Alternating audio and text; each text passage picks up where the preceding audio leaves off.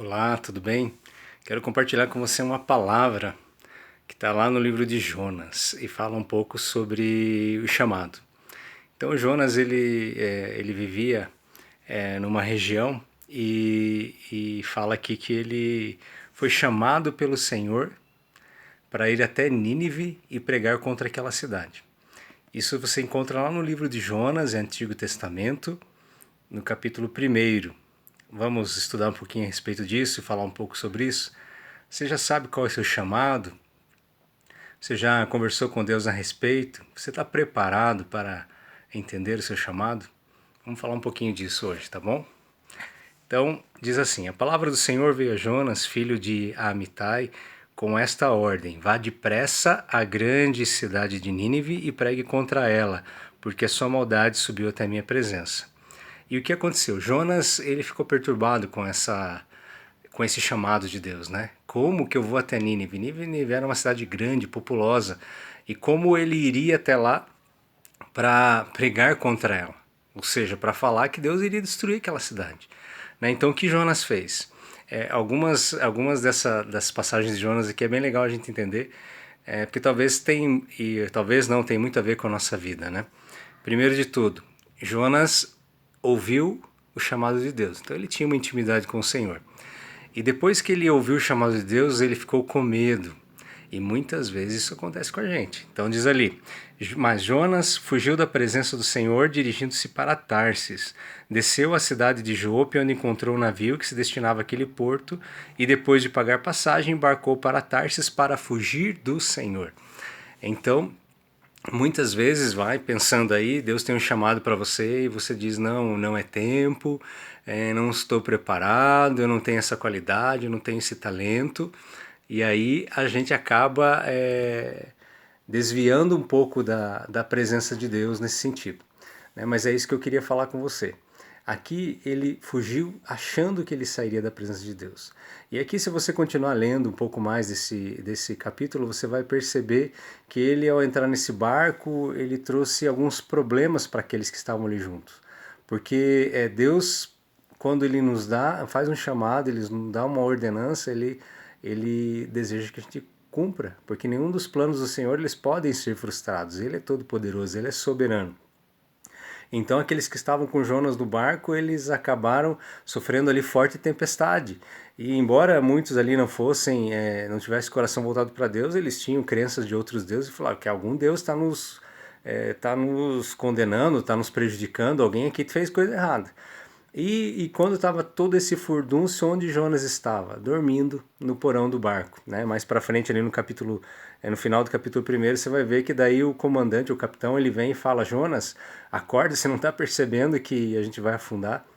Então, esse trecho eu queria chamar um pouco a sua atenção. Muitas vezes você tem um chamado, você ouviu a Deus, você entendeu seu chamado, por medo você fugiu e você entra numa sonolência espiritual.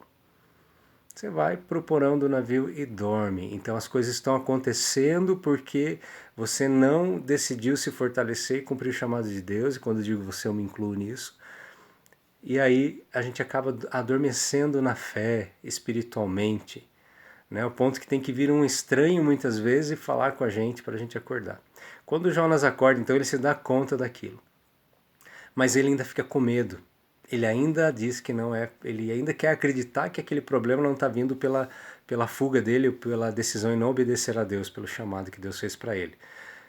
Então eles vão e tiram a sorte. E na sorte dá que Jonas é que tinha feito alguma coisa. E aí Jonas acaba confessando que realmente ele fugiu da presença de Deus e como consequência ele fala: então me joga ao mar para que pelo menos vocês consigam continuar bem a viagem. E assim eles fazem. Quando Jonas é jogado ao mar, vem um peixe grande, como diz a palavra de Deus, ali já no capítulo 2 de Jonas, e ele é engolido. E quando ele está dentro ali da barriga daquele peixe grande, ele cai em si o que aconteceu. E então ele diz assim, no capítulo 2, versículo 1, dentro do peixe, Jonas orou ao Senhor, ao seu Deus, e disse: em meu desespero clamei ao Senhor e ele me respondeu. Do ventre da morte gritei por socorro e ouviste o meu clamor. Jogaste-me nas profundezas, no coração dos mares, correntezas tornavam um turbilhão ao meu redor. Todas as tuas ondas e vagas passaram sobre mim. Eu disse: fui expulso da tua presença. Contudo, ele reconheceu ali o pecado, né? Olharei de novo para o teu santo templo. As águas agitadas me envolveram, o abismo me cercou, as algas marinhas se enrolaram em minha cabeça. Afundei até chegar aos fundamentos dos montes, a terra embaixo, cujas trancas me aprisionaram para sempre. Mas tu trouxeste a minha vida de volta da sepultura, ó Senhor meu Deus. Então, quando a minha vida já se apagava, eu me lembrei de ti, Senhor, e a minha oração subiu a ti e ao teu santo templo. O que isso significa? Muitas vezes nós estamos tão envolvidos com a nossa própria vida, dizendo para Deus que ainda não é tempo, fugindo do chamado, e a gente acaba não só adormecendo na fé, mas morrendo na fé. Por isso aqui que ele coloca, né? Mas tu, no versículo 6, na segunda parte lá, mas tu trouxeste a minha vida de volta da sepultura, ó Senhor meu Deus. Morremos espiritualmente. Veja só a importância de quando estamos alinhados com Deus e Ele tem nos chamado, de cumprirmos o chamado independente das circunstâncias, porque é Ele quem nos fortalece, né? A palavra de Deus diz, é Ele que nos fortalece, é Ele que nos capacita. Ele diz, sede fortes e corajosos, não desanimem. Ele também diz, nesse mundo terão aflições, mas tende bom ânimo, eu venci o mundo. Ele não diz em momento nenhum que é fácil, muito pelo contrário, Ele nos convida a nos fortalecermos nele. Ele nos convida a termos bom ânimo, a entendermos que estamos passando por esse mundo, mas que há uma vitória garantida para nós na vida eterna. Cumpramos então aqui o nosso papel, né? Como aqueles que tiveram os talentos, né? E um deles, por medo, melhor enterrado que deixar investir em alguma coisa, acaba perdendo. Não pode ter medo. Quando você é chamado e você tem consciência de que você é chamado por Deus, você não pode ter medo. E aí, o que fez Jonas? Então Deus ouviu a oração dele e o peixe jogou na praia. E daí sim ele resolveu, obedeceu a Deus e foi até Nínive. Chegando a Nínive, ele pregou por toda aquela cidade de que Deus estava irado com eles e que iria destruir. E quando isso aconteceu, o rei daquele povo, o governante daquele povo, entendeu a mensagem de Deus. E o que ele fez? Ele foi e orou e convidou todo o povo a orar, inclusive os animais, a jejuar e orar, se prostrar o rosto em terra e obedecer a Deus. E aí Deus mudou a história dele, né? Deus muda aquela história. E quando Deus muda aquela história, Jonas ele fica um pouco chateado porque ele se expôs.